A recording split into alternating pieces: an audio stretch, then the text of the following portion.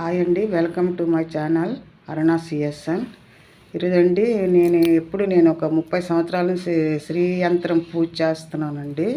నేను ఎప్పుడు చెప్పలేదు, ఇదే ఫస్ట్ టైం చెప్తున్నాను యూట్యూబ్లో.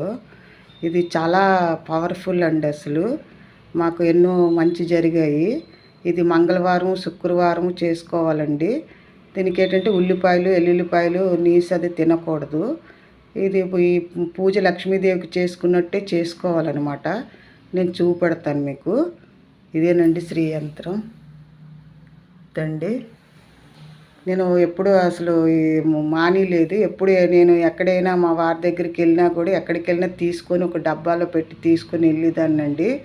ఇప్పుడు ఏంటంటే చాలామందిని గురువుగారిని అడిగితే ఎక్కడైనా ఊరికి వెళ్ళినప్పుడు దీన్ని ధాన్యంలో కానీ లేకపోతే నీటిలో కానీ ఒక బిందులోనో లేకపోతే ఒక తపాల్లోనో రాగి దాంట్లో పెట్టేసుకొని వెళ్ళిపోవచ్చండి, తీసుకెళ్ళలేని వాళ్ళు. అసలు ఇది పిల్లలకి ఇంట్లో నెగిటివ్ ఎనర్జీ ఇవన్నీ కూడా పోతాయి. మాకు ఎన్నో మంచి జరిగాయి. ఎన్నో కష్టాల నుంచి ఆదుకున్నారు ఈ యంత్రం పూజ చేయడం వల్ల. నా అనుభవంతో నేను చెప్తున్నాను.